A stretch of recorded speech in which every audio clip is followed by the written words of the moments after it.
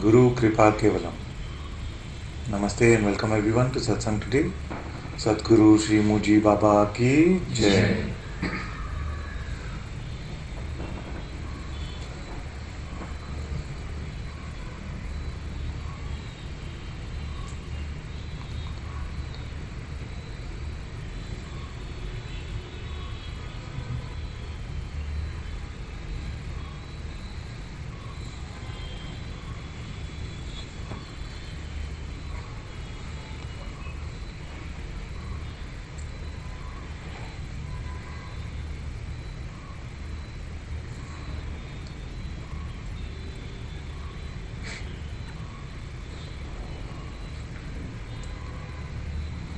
This strange example is coming up right now, so I'll say it. How hard do you have to stare at a fish so that it will become a banana?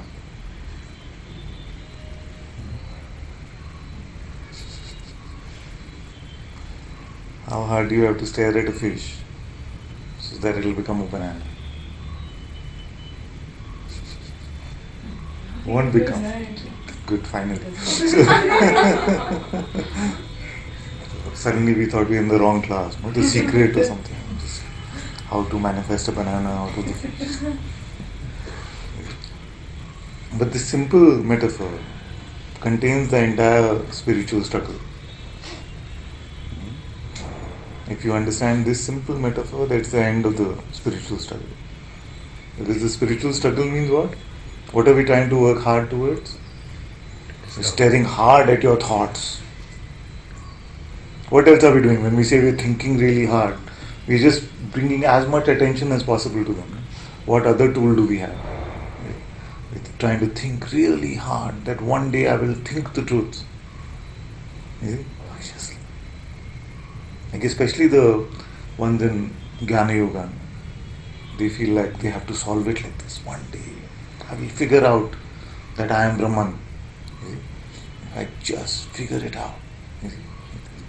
Or you're trying to stare hard at this world of phenomena to find the self phenomenally, like an experience. We may not even realize we are doing this. Many will say, I just want to have an experience of myself. You see?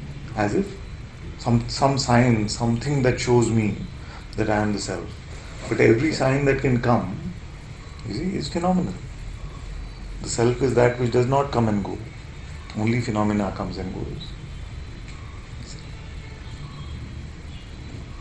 So staring hard at this realm of phenomena, whatever it may be, especially thought, you see, is not going to reveal the truth. It's like digging under the ground, you will only find potatoes, you will not find tomatoes. Now, what is left of the struggle if you understand this?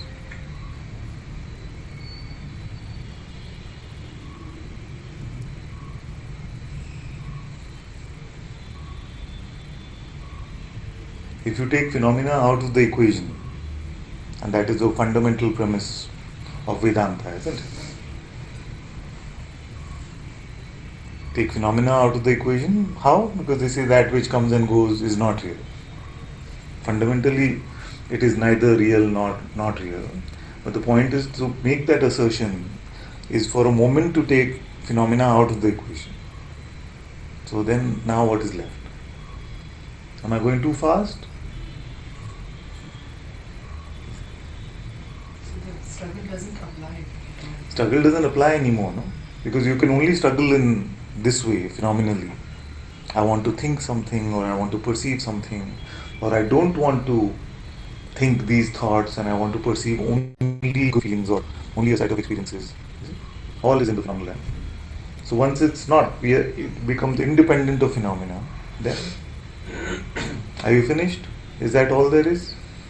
In the sense that once phenomena is gone, you don't exist anymore. You have no reality left. Is that how it is?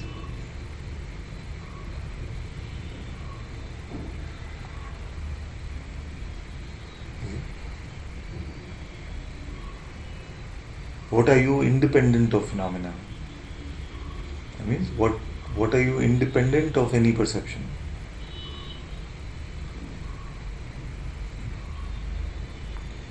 How will you find that? So, when I ask this question, what are you independent of any perception? Where will you go looking? Who's with me? Come on, let's go. So, if I say, what are you independent of perception? How will you find such a thing? Again, with perception? No, we can't. Cannot do it. So, what is it that you know already without having to perceive anything? That's it. Game over. You see? Game over if you don't want anything selfish out of it. It only works if you totally let go of phenomena. Yeah. And you don't even try to apply it to phenomena now. Well, that's what I mean. Yeah, That's exactly. That's not letting go. Exactly. You see? So the recognition is apparent when you leave phenomena independent, and in the instant that we have this simple insight, you see, the mind will come and say, okay, so then now what about me then? Am I enlightened? Is this it? Don't I want more? Am I free forever? Can I keep this? You see, all this is like that. You see? So that's what I'm calling selfishness. We don't realize that it's selfishness, but it is because we feel like that will be the culmination of this journey when I become enlightened. You see? But in your discovery of yourself as awareness, that kind of I is no longer there. You see, who could be enlightened? Can awareness be enlightened? Absurd, isn't it? So who are we talking about then? If you are awareness, then whose enlightenment are we concerned about? Egos. Egos. And that can never be. Ego is literally the opposite of enlightenment. It's like false and truths. So the false should become true. You see? And maybe that is a good trick of the mind. That ultimately the false must become true. I will find, like many times when we feel things like self-actualization, we actually mean I should become something special. You see? But it's not for this one. This one that doesn't exist can never become truth.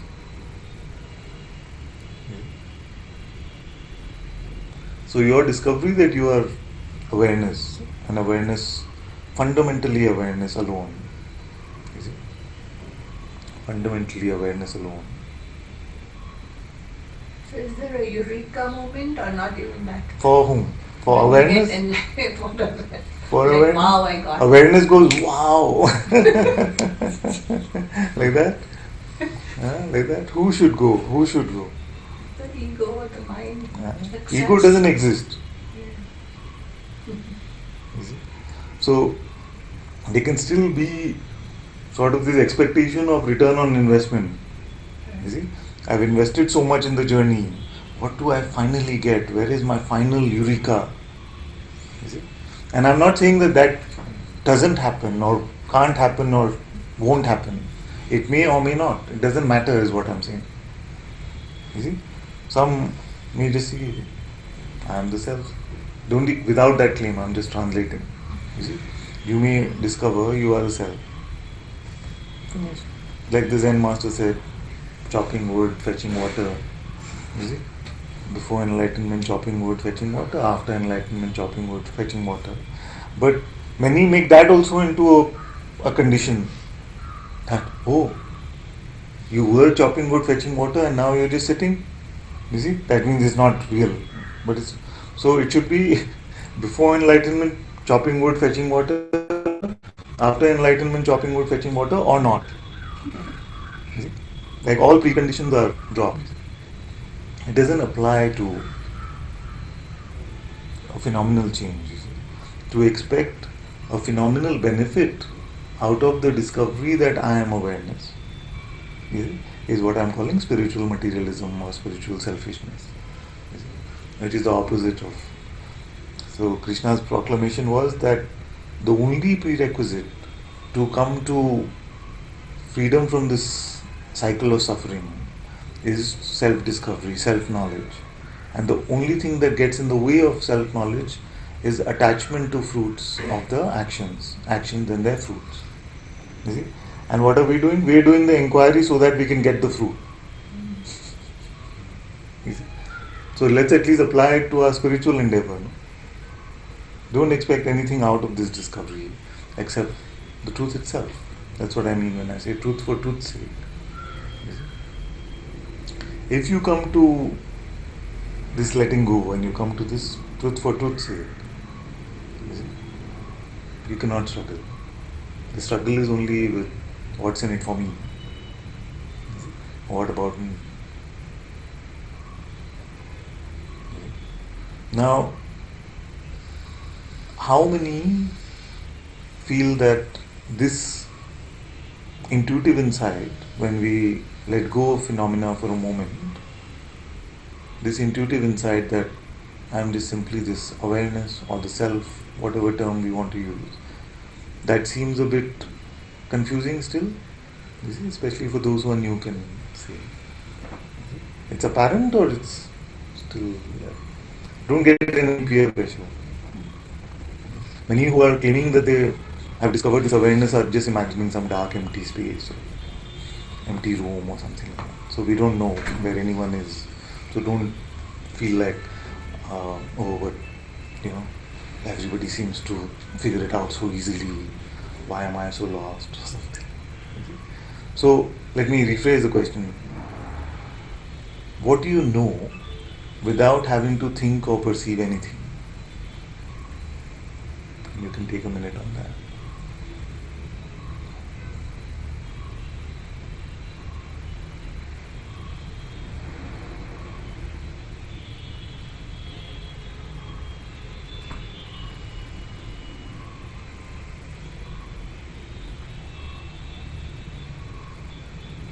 What is known, independent of thought or perception?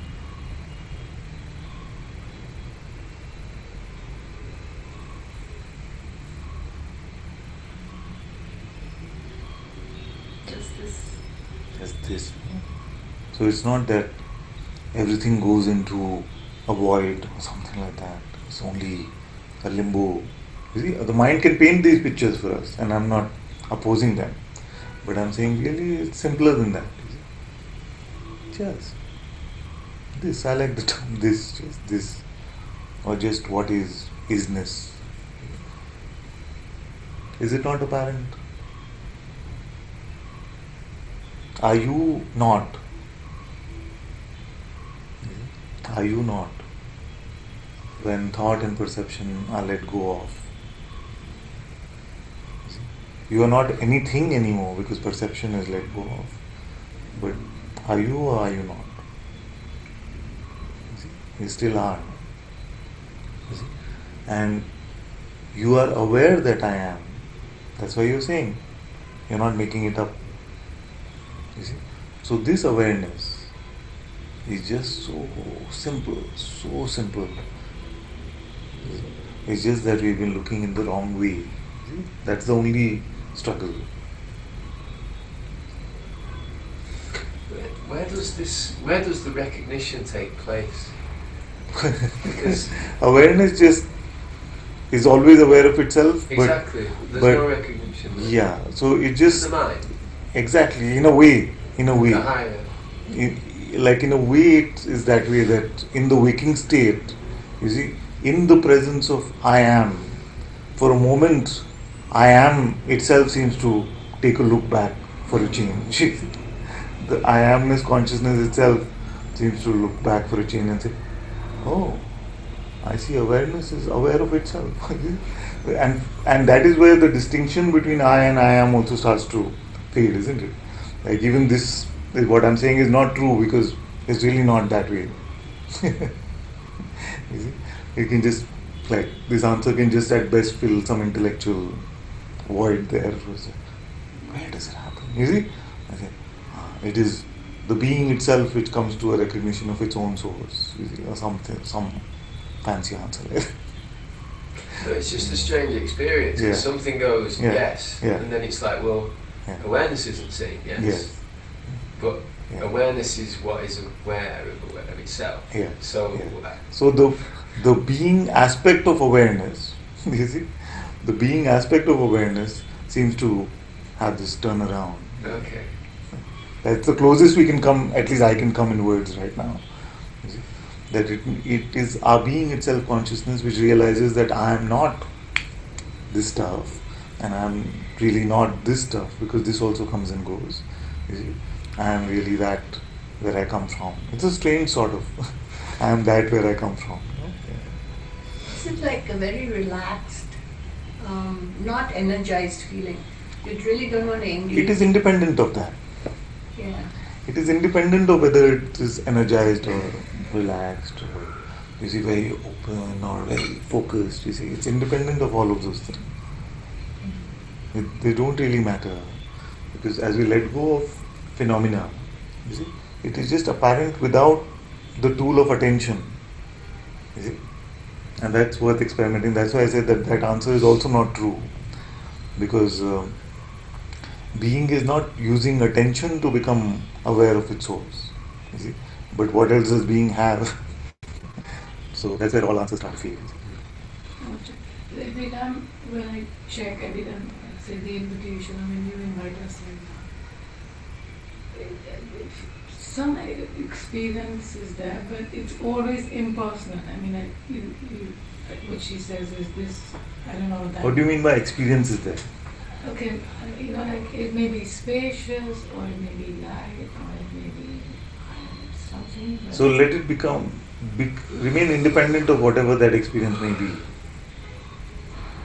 You see, if it is not spacious, fine. If it is light or dark, fine. Doesn't matter.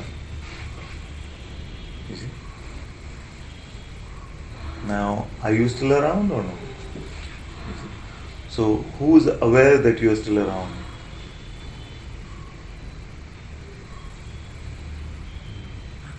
You. That is fundamentally your reality.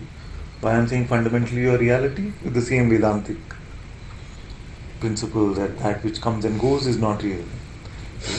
So applying that benchmark to reality or truth, you see, this is the only reality. That awareness. I am aware. Or I am awareness, same thing.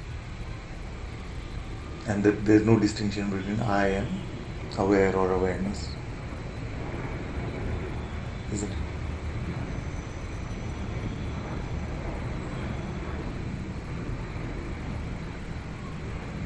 Now, what is the trouble, struggle? Or who didn't find this?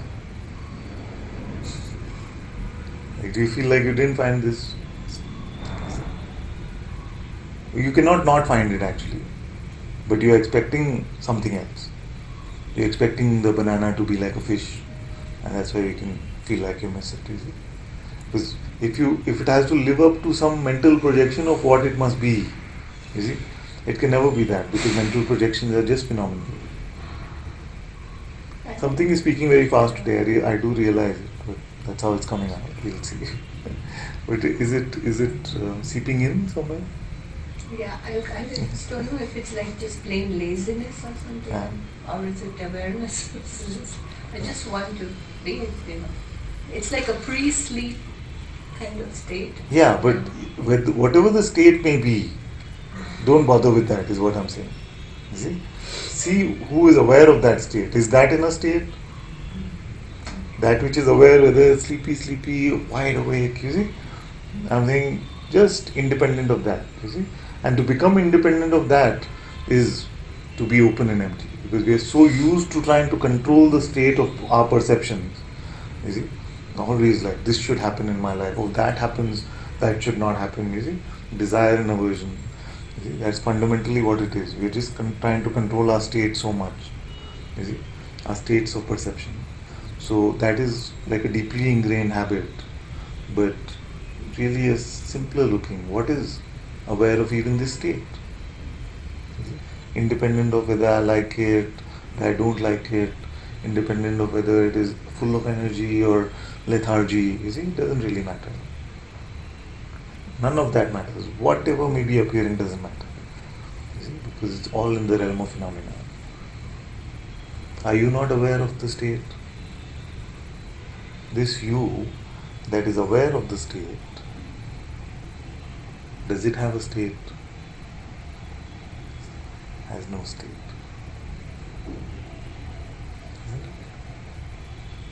Now you will never become anything greater than that or less than that. That's it.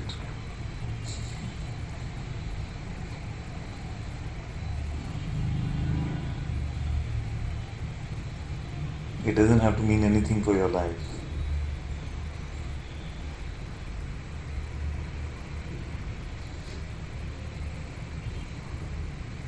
All of life in a way becomes your life.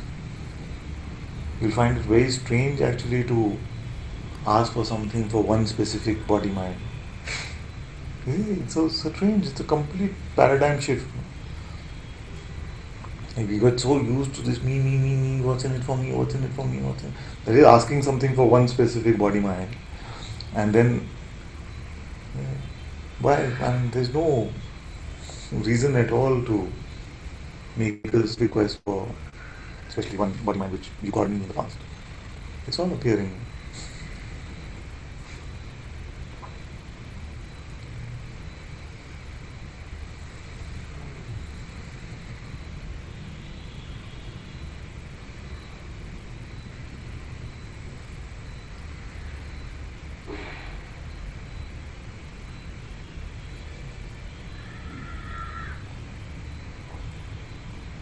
So today let's remove all elements of struggle or journey, getting it, not getting it, all of this oscillation. Let's just look at it very, very clearly. See. I would expose something. Please. And I feel it's probably the last hurdle. Yeah. And over time I've been buying into it also, and the ego has been playing with that. So there is this guilt and a feeling of unworthiness because I've been unable to come to satsang as regularly as I would want to, and probably not partake in seva also the way I would like to. And so there is guilt and definitely unworthiness because I feel, why is this not happening to me? As much as I know that things are just happening and there is nothing that I can do or undo about this, but I'm buying into this still. So what do you know more? In the sense that on one aspect is this is what I should be doing, you see? And the other aspect is that things are just flowing like a river, life is flowing, you see. Now, the clashing of these two notions is causing suffering. It's like the friction of opposing notions causes problem, you see. So, what do you feel is a truer truth among the two? Both cannot be true. No, I realize that there is acceptance also that this is how it is and there is no problem about it. Yeah. But sometimes it bites and it can get to me. Yes. And the biting is also part of the overall flow, or? It is part of it. You see? So when we'll start to look at everything that happens as a gift, you see, including the constriction, expansion, you see? Because I feel like you have the insight that even in the constriction that we may call guilt or some whatever we call it, and the expansion which is surrender, you see, even in these opposing states, I feel like there's an insight there already which is clear that you remain untouched. Is it? So then all of these are part of the play on the playground. You see? Little taste of this, little taste of that. We must not shy away from feeling any feeling that is coming, you see. Because who is it made for? God has cooked it for its God self. And if you don't taste it, then who will taste it? You see? So taste it. The only advice I have for you is that don't have to call it guilt. You see, because we don't really know what it is. You see? It could just be a like you could call it guilt. If I call it longing, then it suddenly starts to seem better. No? So so don't worry about the interpretation of what it is. You see? Everything that appears for consciousness is enjoyable. I know to the mind that sounds very strange. uh, Everything is enjoyable because it is not making a distinction between bitter and sweet. So in that openness, and don't say this should not come, this should come, this is how it should be. It's all good. Very good.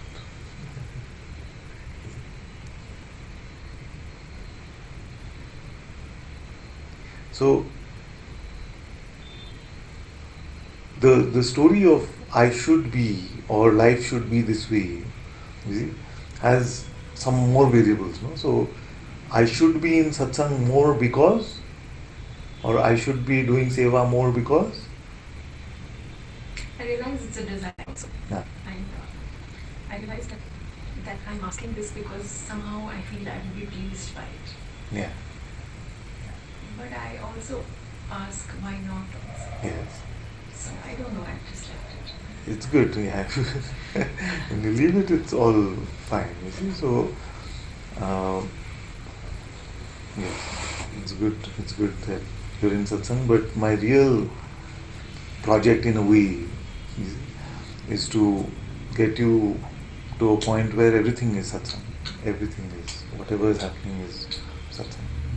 And of course, I completely recognize the sweetness, the joy that can come when you come to physical satsang. And of course, I'm always encouraging that. So that's absolutely fine. But whatever space life makes, is enough for us to use. Sometimes what can happen is that we actually don't make use of. We're speaking phenomenally for a moment. Yeah, it can happen in our play of doership that somehow we don't end up making enough use of the space that life even makes. You see, and we get into sort of like a mental constriction. Like many times, strangely enough, even the idea that all is Guru's grace can be used as like a mental constriction. You see, I will go if Master wants me there. Like this kind of thing is can become another sort of mental box. So just empty of any position, any position. Life is moving in its own beautiful way. Empty of all interpretations, no labels. No label of desire, no label of guilt, no label of anything at all.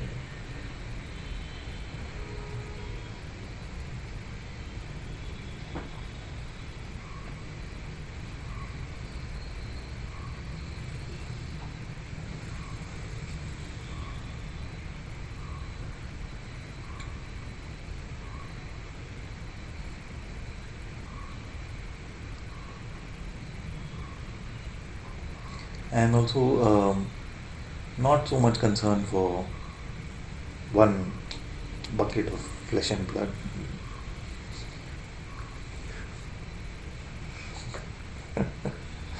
Not heard it for a while.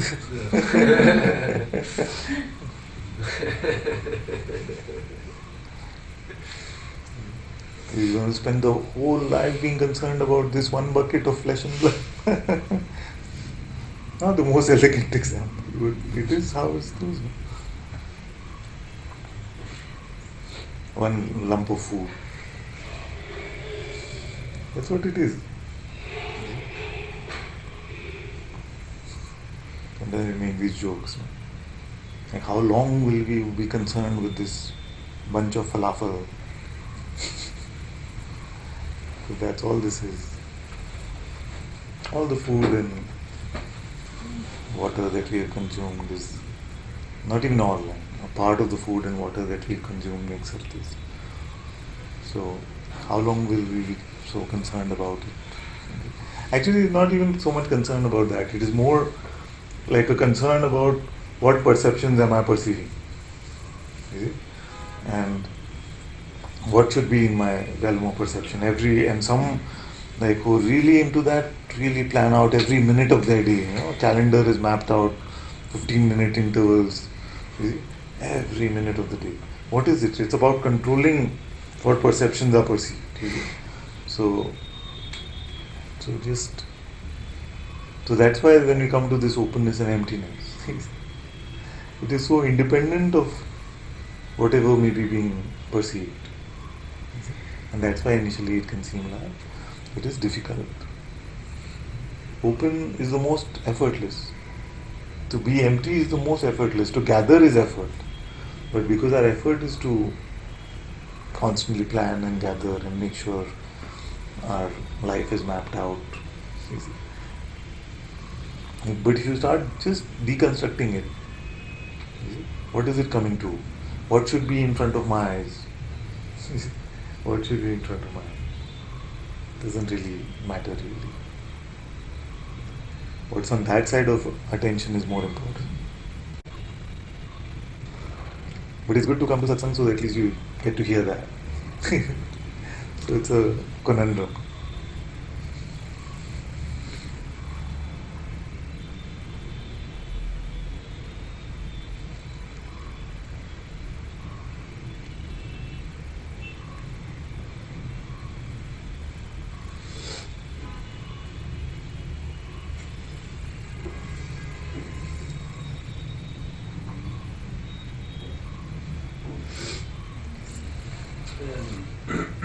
Nobody interrupted. Come here.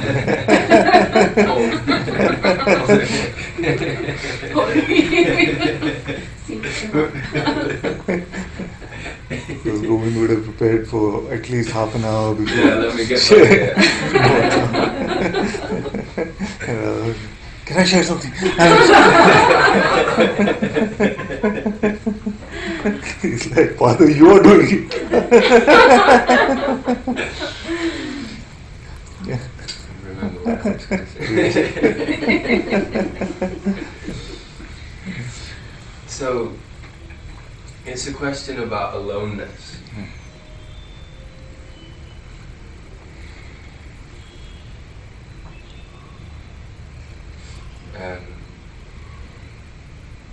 Because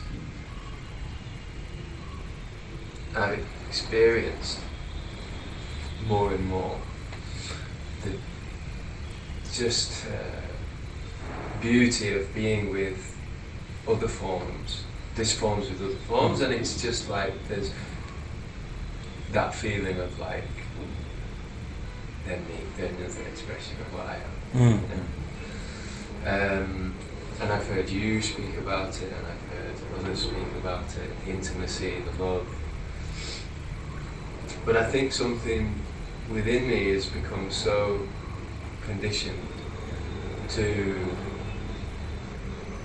impress people and find security in people.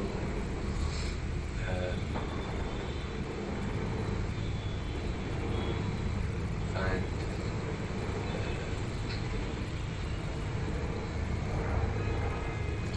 like for what that's a word, validity. Yes. Some Approval. Yes. And, more than approval, like certainly approval, but also validation. So quite often when I come to this like aloneness and start to really settle in, this kind of a fear arises, like, but if I'm just alone with myself, then who will I impress, or who will validate me here? And of course, in that silence, it's like totally self-validating. Yeah. It is what I am. But it's still a persistent thing, so I just thought I would bring that. Yes. Yes. It's all part of the wobbliness, you see, that happens as you come to this, you see. Now, this is a very, very, in a way, natural aspect of that wobbliness, you see, because our conditioning is so deeply ingrained, you see, that man is a social animal. This is this kind of thing that we are constantly looking for affirmation from everybody else. You see, we're looking at validation, approval, all of these things to come from. So it's all part of this conditioning. You see, and as you're, in a way, we can use the term returning to yourself. You see, based on what conditioning seems to have been nurtured in that particular expression of consciousness, that conditioning will start to poke. You see. So for some it can be like a fear. There can also be this fear of aloneness. Like, I'm the only one around. The only one. It can seem very scary. Because if we got our sense of worth, if we got a sense of self-esteem from others' reaction to us and impressing others, as you say, then that can be very scary. Just our fundamental lack of phenomenality can be scary. Just the utter lack of anything to see there when we find self can be scary. So it's like if you had to let go of this world, and inside when you check, if you were to find like a glorious light, you see, and it's full of beautiful flames, then you're like, okay, you see.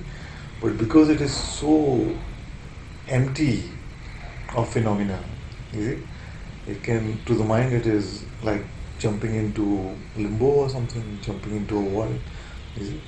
And there is nobody to support us, nobody, not even father to hold your hand, no? Nobody there saying, come, you see. So nothing. You see? Am I doing this right, wrong? Where am I going? Am I going to be forever lost like this? You see, all this fear can come. This is all the wobbliness that can come. You see? But if you just allow it to wobble,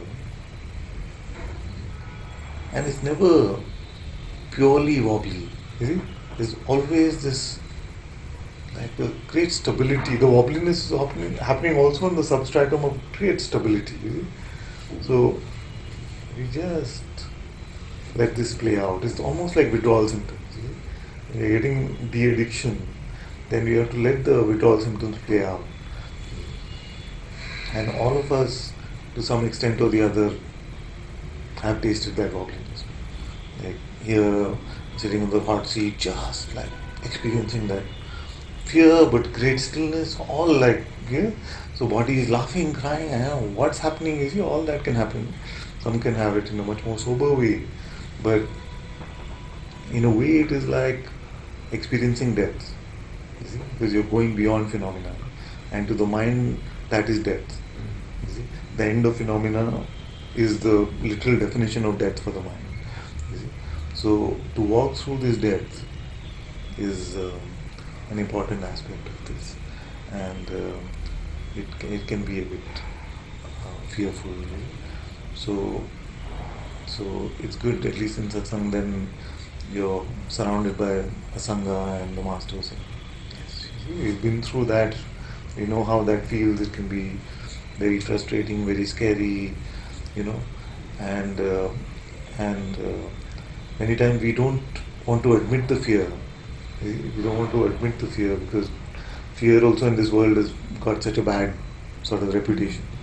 To admit that this is just so scary can be a bit scary. So you rather say that I'm just something, something.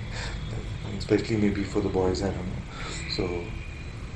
So just to admit our vulnerability, to admit our defenselessness, because there's literally no support there. Nobody there, nothing telling you you're doing well or you're doing badly. So, yeah. But at least when you look this way, and if you're in the satsang and sangha environment, you get the reassurance saying, yes, this is what happened. So that's why for some who have this spontaneous sort of awakening in environments which are not spiritual at all, you see, everybody around them is telling them you're going crazy. You're just like going crazy and you need help, and they're taken to psychotherapists and then put on medicine and all this kind of thing just to try and suppress this, which is just a beautiful flowering. It's a beautiful awakening. So So, yeah. Many can say that I'm experiencing a lot of loneliness, a lot of loneliness, a lot of fear of being left alone. It's a part of that. But I'm here um, in your in the physical aspect as your outer master to reassure you that it's a normal aspect of the play. I'm there as your being to just comfort you and say it's all right, everything is all right. You see, in the presence, and what you are discovering is what I am discovering, and I am that which we are discovering. You see, so it can seem empty of reassurance, you see, but wherever you look, that one that we are only is what is found. So that it really is nothing to fear. It is that as you discover this aloneness, you see, as you discover and settle into this aloneness, then the world will chase your company. And but your See, like in my heart, I don't even want that reassurance Yeah. because I know that that's then like, oh, you know. yeah. Um, And that is great courage. That is very beautiful, because then that is just truth for truth's sake. You see, just truth for truth's sake. It's very beautiful. that's for me the scariest bit is like, So you are scaring yourself in a way, it, because in your heart truly you feel like that's it. I don't want any reassurance of any sort. Nothing. You see, I just want what is true. You see, and there's an aspect of you looking at that saying, "Whoa," you see, that's a bit scary, isn't it?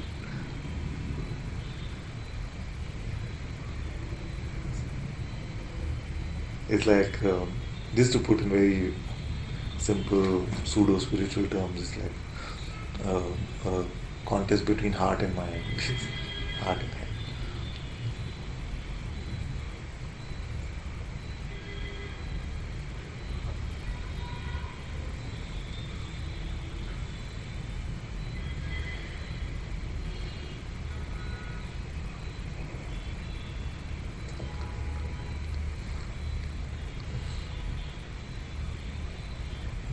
Sometimes the simplicity of it is also very scary. It's like the unfathomable simplicity and the innocence of this discovery is just unacceptable to the mind. Can't be that. Are you saying this one got it, this one got it, this one got it? You see? How can it be so simple? You see? Aren't sages very rare? Ain't this freedom supposed to be 1 in a million or billion or something?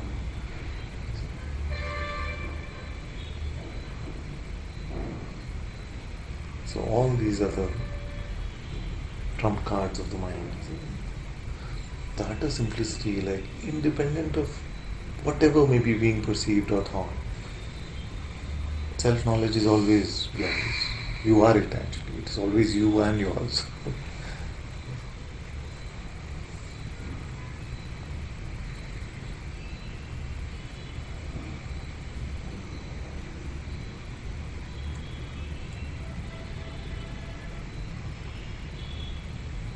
Another trump card is something always wants more. No? The mind always wants more.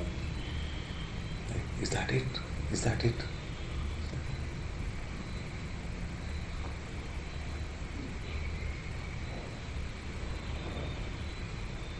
But it is not a quantity. You know? Self-knowledge is not, you will never have more of it or less of it. What you have is it. You see? So that's why, like the previous conversation, so what is really happening then? It is somewhere we are recognizing that that's it. You know? That is all that I am. That is my reality.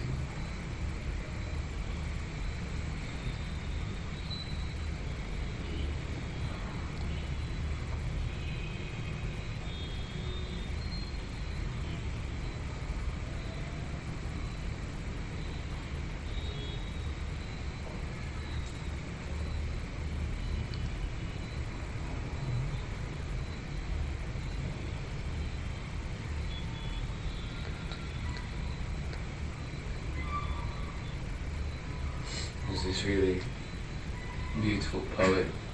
You might have heard it. It's by, I think, is it Changzu or something? One of the Changzu, yeah. And he's like saying that he was in his boat on the river in a misty night, and then another boat like started banging against his. So he's yelling at the other guy, like, keep your boat away, he's banging into me all the time. And then a little bit of mist cleared, and he saw that the other boat was empty. Oh. So he started laughing. And then he saw his own boat was empty, and there was no one left to laugh. Beautiful. Yeah, it's like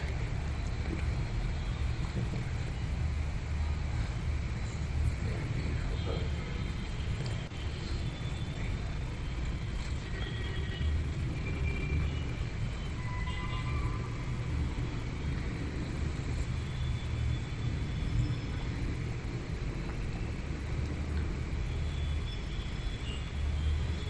Then next one is Father, then even the kind of subtle expectation that to be able to see that everything is Brahman is a final recognition, is a phenomenal expectation. Yes. Yes. It is. Everything is Brahman.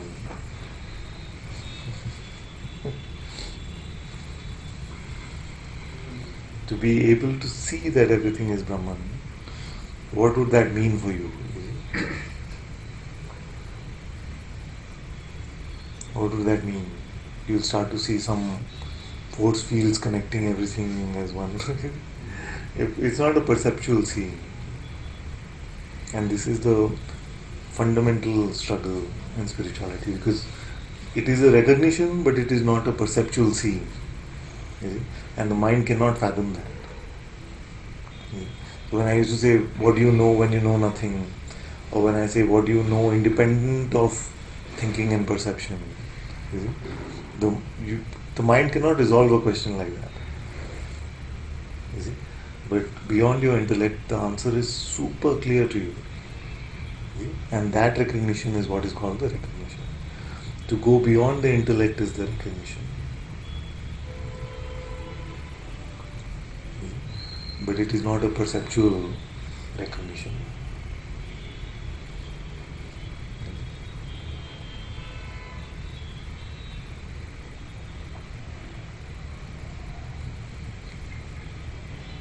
This is very important, because a lot of us in spirituality struggle with these things. We are trying to think our way to freedom or perceive our way to freedom. I think we have a certain expectation of what oneness should look like. Should look like. Or should feel like. Yeah. What would that be? For example, like what? To see everything as one and to not see any forms anymore, or I don't know. I used to think that like a big blob. Yes. You see? Actually, if you really look, you see, when you see, but you don't interpret, what do you see? 0, 1, 2? What do you see? We just see that. Exactly. It is the interpretation which gets us in trouble. We are never seeing 1 or 2 or 0 or nothing. We are never seeing any of that. That's just how we are mentally storifying it. What are you seeing now? Are you seeing 1? I don't see 1. Are you seeing 0? I don't see 0. I see 2. I don't see any 2. Really, just a seeing. Actually, not even a seeing.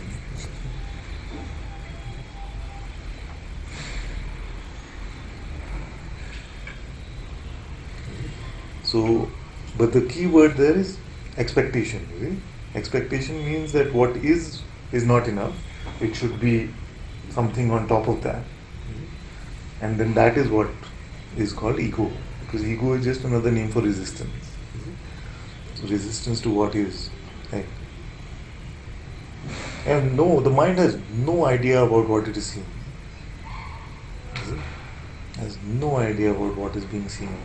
Has no idea about anything that we can put at the end of what is. After what is, the minute you come to what is, the mind is lost. Yesterday we were joking about this, only half joking about this, what is going on. We're constantly referring to the mind for this answer, what is going on. But anything after what is, it cannot answer. And those are the only worthwhile questions.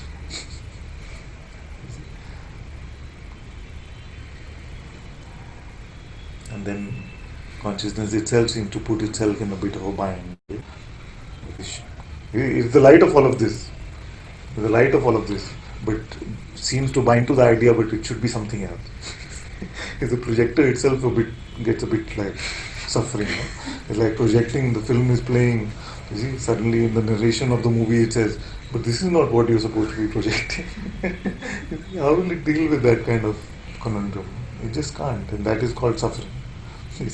Because somewhere it is seen also that what is only is what is. Making no sense, I'm aware of that.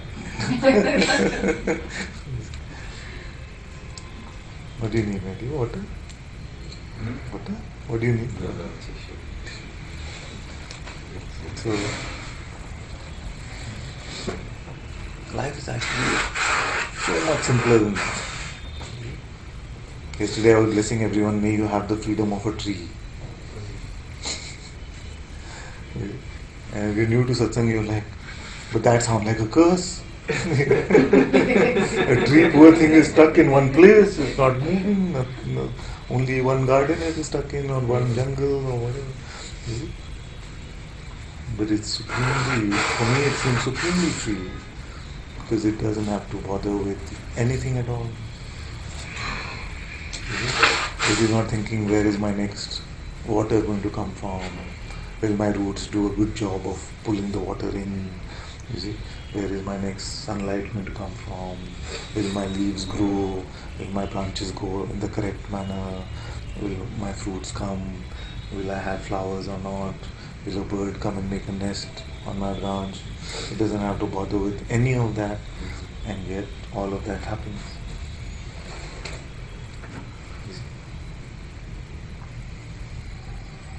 It's so beautiful.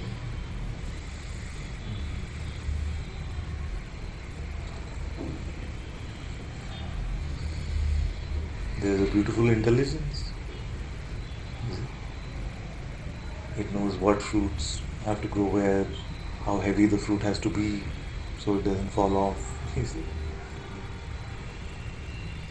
Changes, the leaves change with the seasons. What is that intelligence that does all of this? Can a human mind ever do any of that? Change the leaves of the tree, oh, month is changing. Can't do any of this.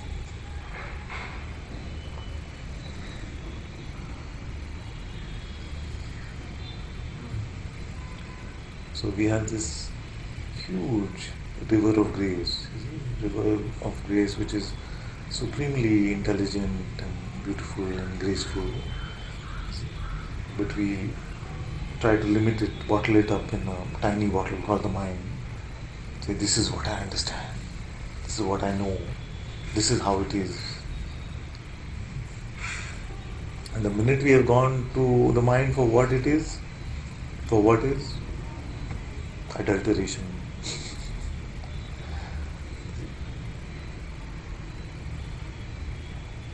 So when Guruji says, come to your unadulterated being, uncontaminated with notions of what should be, what should not be, what is. So what is going on? Like, tell me a true answer. What is a true answer? Nobody can say it. Because it would be too small if you were able to say it.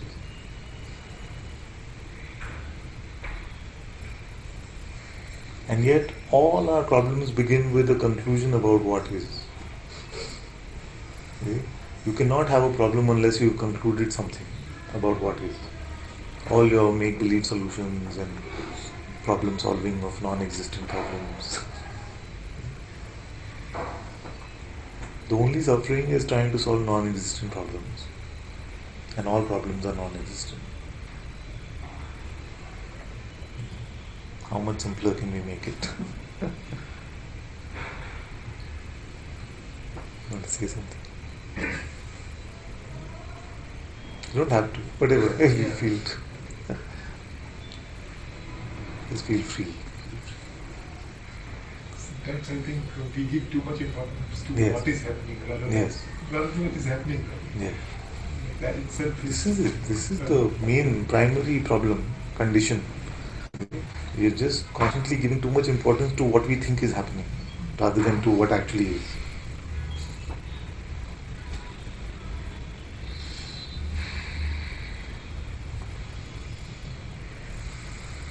Where will we go for the answer?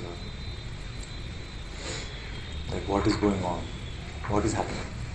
Where can we go for the answer? Shall we go to the limited? What's happening is so miraculous. Like Yes, yes, it doesn't matter what is happening. yes. Just that happening, is it? Yes, yes.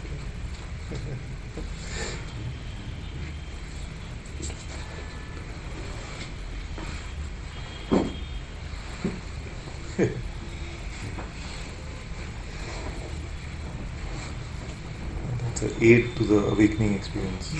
One whack can come from. Yeah. She's my Zen stick. She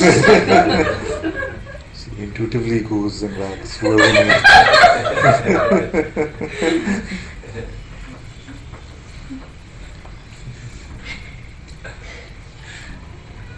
Remote control. Yeah. The new age guru. Zen stick has to be like just purely intuitive.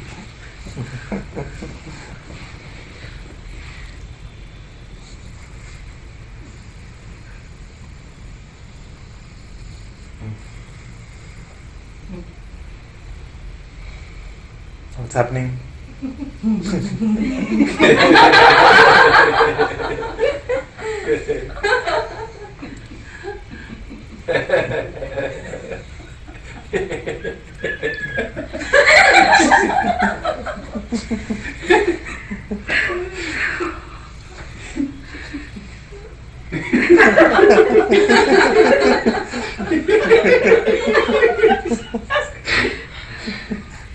Such an observing you, it's foolish.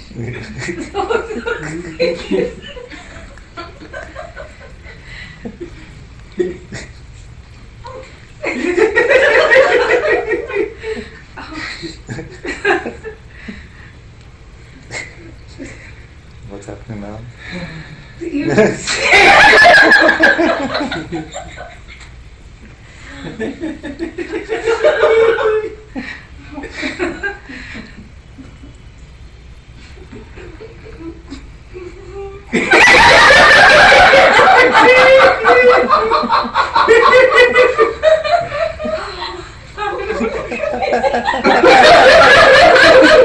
Can you please look somewhere else? Even in that there is a claim about what's happening.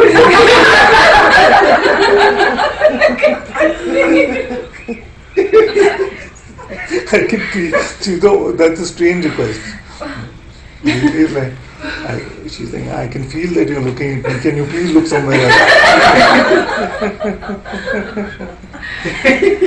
Really, people are like wanting the master to look at them. The master's glance should be.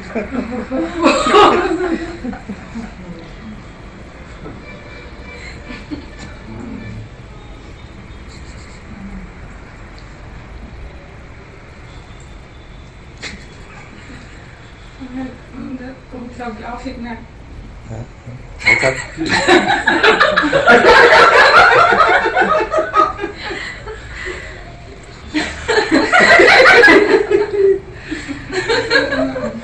This laughing, crying, everything is happening.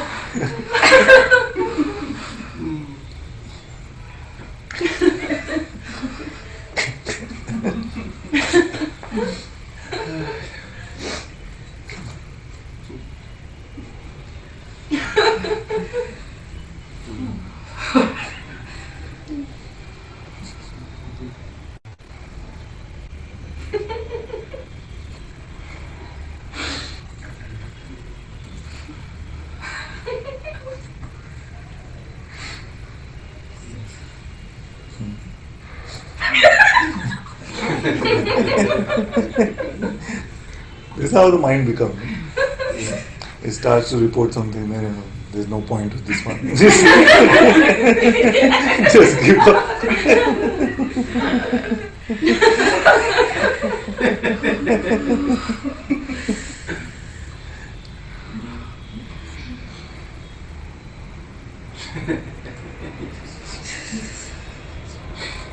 Sometimes Sangha members get a bit irritated with me, no? Because they're starting to report something and I just start laughing and like in this one, and many of you have had this. So, so this is like, I'm being serious right now, this is what's really happening.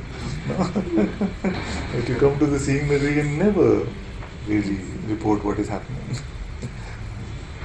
Take on this palette of a million colors, at best we pick out one and we say this is what really is. So it's a sign of maturity to be able to just go beyond our conclusions about what is, go beyond our conclusions.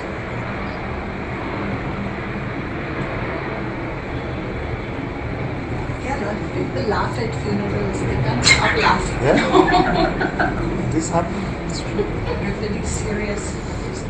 It feels suddenly very oppressive. No? I remember as a child going to a funeral. One of my friends' one of the grandparents passed away, and we went there. And one of my closest friends, he just couldn't stop laughing, and we were also laughing along with him because it becomes suddenly you get into this very sort of very oppressive sort of gloomy place, and suddenly something. The being doesn't necessarily enjoy that, no? It just has to this thing. So we just went outside quietly.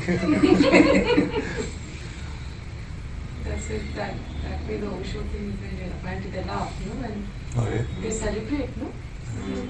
Many have this in their culture. So, yeah. But it should not also like that's why the templatization is something that I usually don't prescribe. Because many times then we can start feeling guilty about feeling grief. Yeah. But that is, if there's naturally grief arising, then that's fine too. We used to say, like, according to your capacity to feel grief, you'll have the same capacity to feel joy. Yeah. Like, the more you're open to.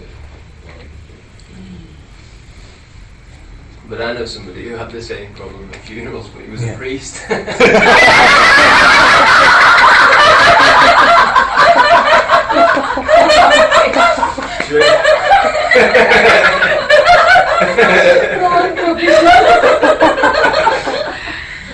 then he cried at weddings. He's an expert.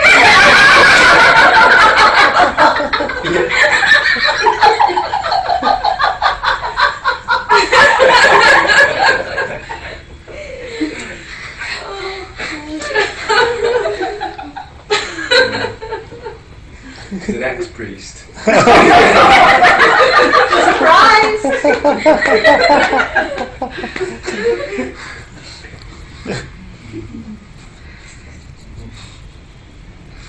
think there's like a story that Shankaracharya as a kid was laughing at somebody's death. Nice. And like he just knew that it's not, the way it's being seen, and he was it was not seen well. Of course, not accepted very well. But he was like, probably that's where it comes, like this Muda Mate. Yeah. Who's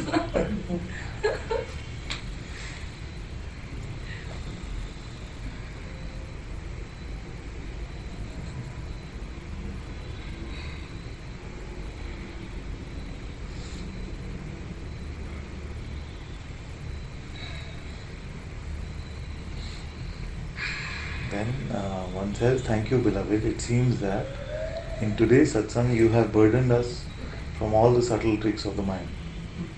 Unburdened, I hope.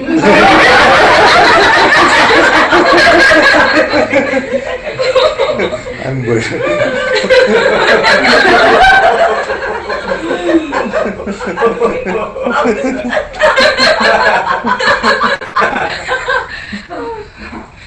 Yes, whatever rituals you are being and pointing, you have summarized all the usual pitfalls. Thank you, thank you, thank you so much.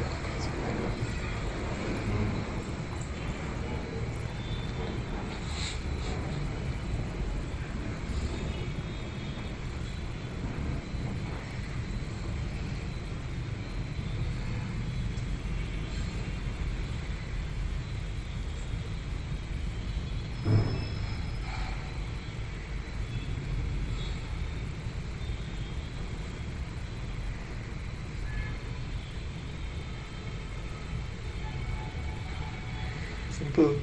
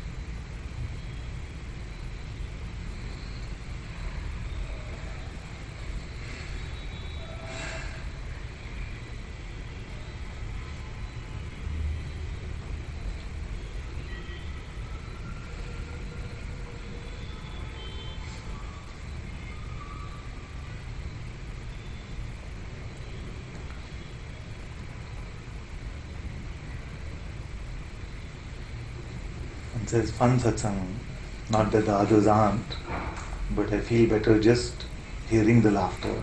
Happy to hear Govind, love to Shanti. She's not feeling so well, so I said in the beginning she wasn't feeling so well. And she's feeling better with the laughter. Then next one says, Dear Father, when we allow thoughts to come and go, do we differentiate between identification thought and others? No, we don't have to differentiate. We don't have to differentiate because identification is the primary goal of the mind. So even in the most innocent seeming thought, quickly it will lead to identifying. In the sense that sometimes I joke like this. Even if the thought is the coconut is green, and I can feel like, but that's fine, it's so harmless, what trouble can it cause? You see, but very soon you'll notice the mind says, yeah, these kind of coconuts are sweet water, I really like sweet, I hope it's sweet, this is the season, all this can become the fertile ground for identification. Having said that, it's not like something to feel guilty about. You see? If you take a notion to be true, then don't take the following notion that, oh, but I was not supposed to take a notion to be true, I'm doing so badly, just simple. You see? It's very, very straightforward. Just anything that is complicated, don't bother with it. Only the mind is complex in this creation. Life is very straightforward.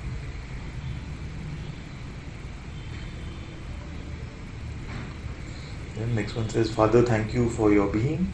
It does everything. I love you. Love you too. Thank you.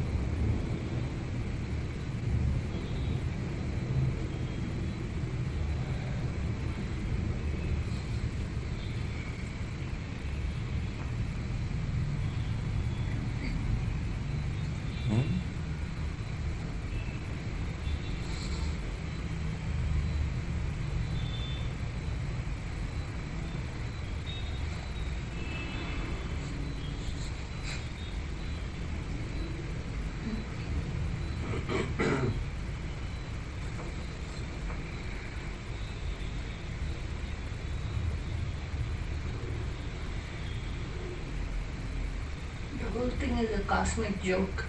The Yeah. secret, you're wearing the diamond necklace, Yes. looking for it everywhere. Yes. And then thinking, running around here. This is the thing.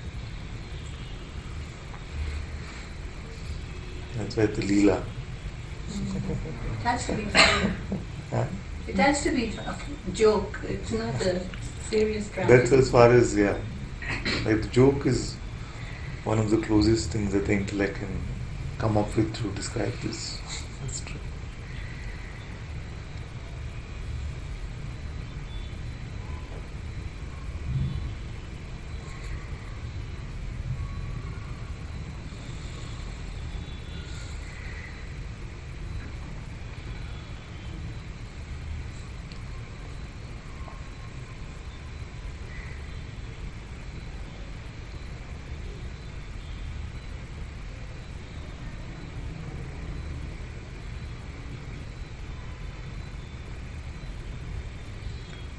Okay, one more question is, Father, when you say allow thoughts to come and go, you say it in a very calm manner.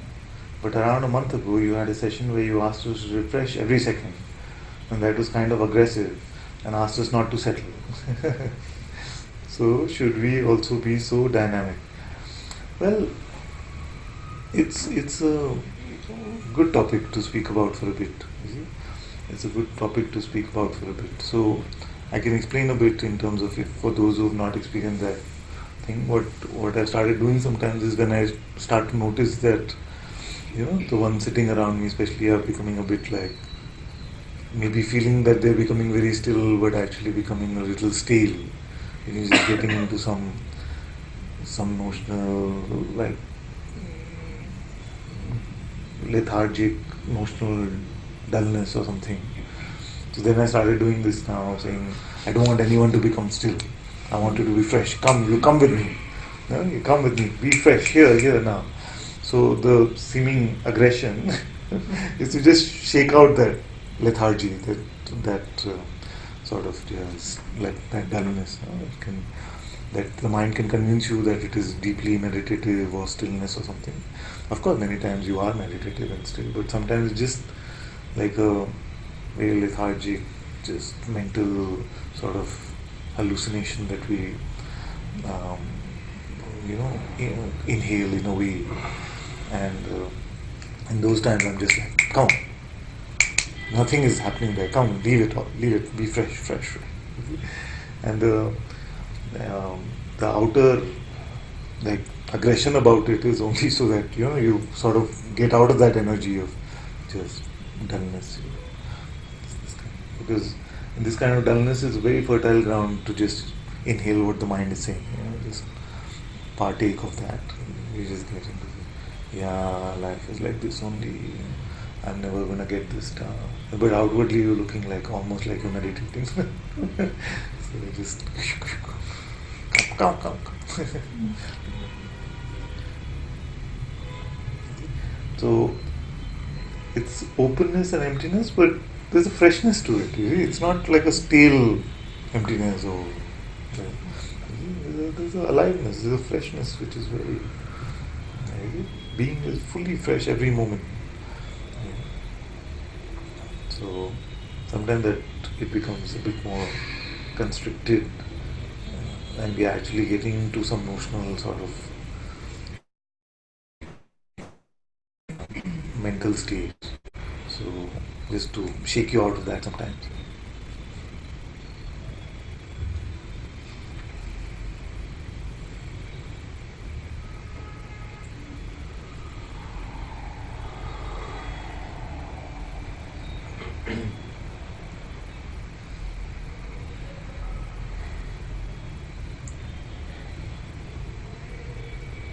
That session really helped. Yes, many have reported that actually.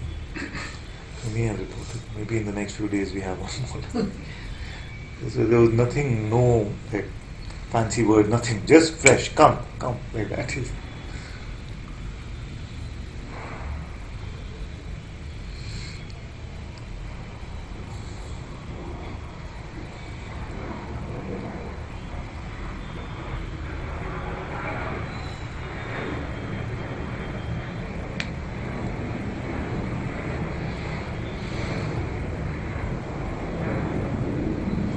become our dynamic meditation. It's very, actually, it makes you very still. I mean, in that movement, you Don't be still, you move. Okay, move. okay. The whole thing is not to conclude anything, just like be felt. You can use this with whatever you speak. Like you Yeah. don't have to speak Yeah. whatever Yeah. you speak, if you just follow it. Yeah. Yeah. And like whatever in life. Not only you. Yeah. whatever Anything. is- Everything. It's true. And Just to meet refresh.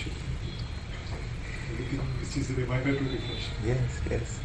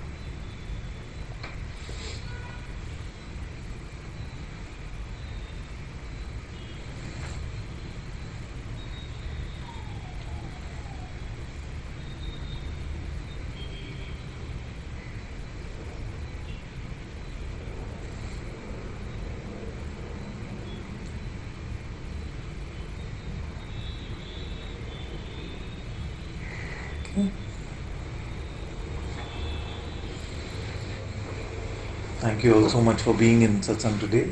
Satguru Sri Muji Baba ki Jai. Satguru Shri Ananta-Ji ki Jai.